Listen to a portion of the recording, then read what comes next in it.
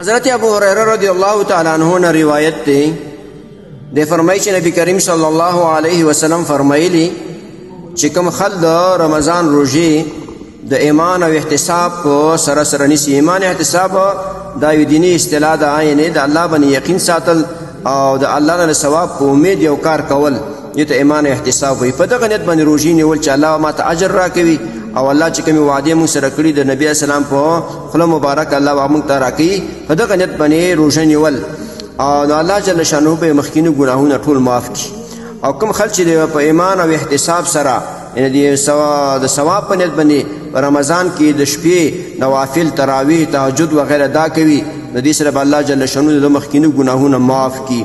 او دارنګه چې څوک په شب قدر کې ليلة القدر په شپه باندې ودرېږي د ایمان او د ثواب په نیت، یعنی عقیده دغه وي چې الله واحد لا شریک دی او الله چې کوم وعده کړی او موږ ته هغه وعده صحیح دي حق دي، په دغه نیت باندې په دغه شپه باندې ودرېږي نوافل او نور عبادت وکړي، الله به مخکینی ګناهونه معاف کړي. د دې حدیث روایت صحیح بخاری او صحیح مسلم کړی دی. محترم مسلمانانو ورونو، روزي موږ تاسو اسیم نیسو، تراوی اسیم کوو، نازې شي نیتونه سم کو، نو چې روزه نیسي په دغه نیت به نیسي چې د الله د خوا را باندې فرض ده، په الله باندې ایمان او یقین لرو او الله چې کومې وعدې موږ سره کړي حق دي او الله به ثوابونه موږ ته راکوي. په دغه نیت باندې روزه نیول چې په دغه نیت روزه ونیسي، الله به ستا مخکیني ګناهونه ټول معاف کړي، صغیره ګناهونه او کبیره ګناهونه به توبه وباسي. او دارنګه د شپې تراویح کې شرکت کول په دغه نیت چې الله جل شانه موږ ته ثواب راکوي، اجر به راکوي. په دغه نیت باندې ودرېدل، ریا تکبر ونه کړي، الله جل شانه به په دې سره هم ستا مخکیني ګناهونه معاف کړي.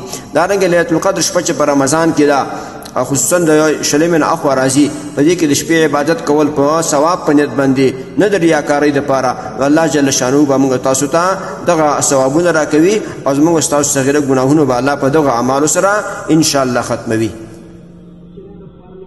محترمو مسلمانانو ورونو، تاسو ته چې کوم روزانه د حدیث د مفهوم راځي، نو د مهربانۍ او د ثواب له مخې نور مسلمانانو ته لیږدوئ او شیر کوئ.